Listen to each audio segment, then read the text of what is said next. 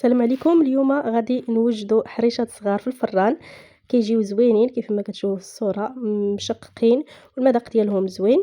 نبداو على بركه الله، ندوزوا للمقادير. بالنسبه لطريقه التحضير هاد الحريشات، غادي نحتاجوا ساشيه ديال الفاني، سكر الفاني.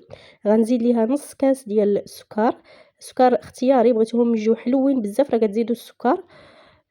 بالنسبة إلا بغيتو يجيوكم زوينين المذاق ديالهم محلوش بزاف، كديروا القياس اللي درت نص كاس. غادي نزيد هنايا بيضة، ونزيد كذلك قبيصة ديال الملحة. غادي نخلط هاد 3 د المكونات مزيان حتى ينسجم السكر مع البيض وتخلط كلشي مزيان. من بعد غادي نزيد الزيت شويه بشويه، وانا كنخلط وانا كنزيد في الزيت حتى نحصلوا على هاد الخليط اللي كتشوفوه في الفيديو هنايا.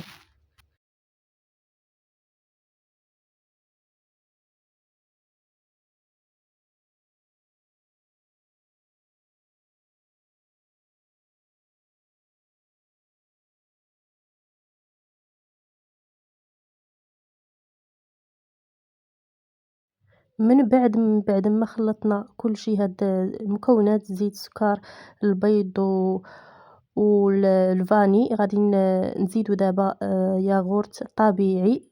غنزيدو على هاد الخليط ونخلطو مزيان حتى ينسجموا لنا كاع المكونات. نخلطو مزيان باش ما يبقاوش لينا هكا، ما يبقاش السكر باين وما يبقاوش المكونات معزولين. نخلطو كلشي مزيان، ومن بعد غادي نزيدو الكوك. الكوك راه كيجي زوين في هاد الغريبه ديال الفران، كيجي زوين، المذاق ديالو كيجي زوين.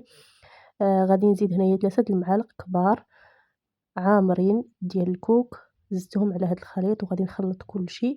من بعد غادي نزيد 2 كيسان ديال سميده رقيقه. وبالنسبه للخماره، هنا غادي نحتاج آم، خماره ونص تقريبا، يعني ما يعادل 12 غرام ديال الخميرة حمراء، خميرة الحلويات أو بيكربونات الصودا. فغادي نزيد هنايا كاس ديال سميدة رقيقة وغنخلط. من بعد غادي نزيد الخميرة، غادي نغربلها هنايا باش ما تبقاش ليا حبيبات.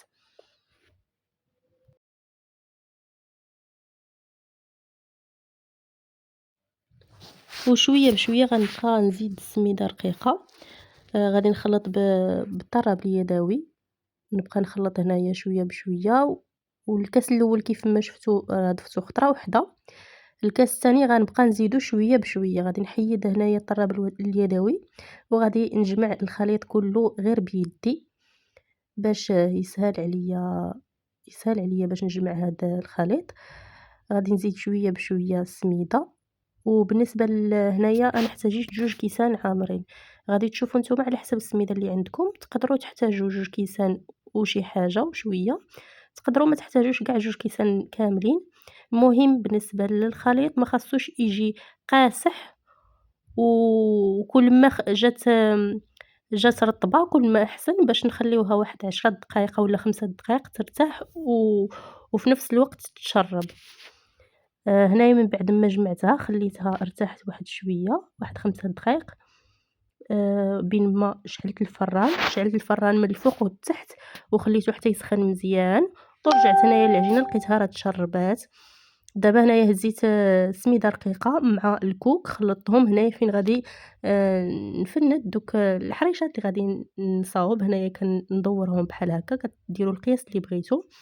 القياس اللي صاوبت انا هو هذا، ما جاوش كبار بزاف وما جاوش صغار، جاو زوينين. كندورهم بحال هكا، كنبسطهم شويه وكنديرهم في داك السميده والكوك. كندورهم في السميده والكوك حتى كيهزوا القياس ديالهم السميده والكوك، وكنحطهم هكا في الطاوه اللي فرشتها بالبابي كويسون. غنبقى هكا شويه بشويه حتى نكمل الكميه كلها اللي عندي. من بعد غادي ندخلها الفران. بالنسبه للفران، غادي نطفي عليه من التحت وغادي نخلي الفوق بوحدو اللي مشعول حتى تشقق لينا من الفوق وتبدا كتحمر. عاد ديك الساعه نشعل عليها من التحت. ضروري الا بغيتوها تشقق ليكم خاصكم تشعلوا عليها، يكون الفران سخون وتشعلوا عليها من الفوق فقط باش تشقق من الفوق.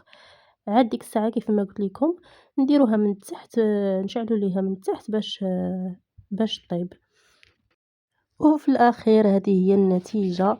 حريشات زوينين مشقين مزيان وطايبين مزيان من الفوق ومن التحت ومعلكين من الداخل، كتجي زوينة لذيذة.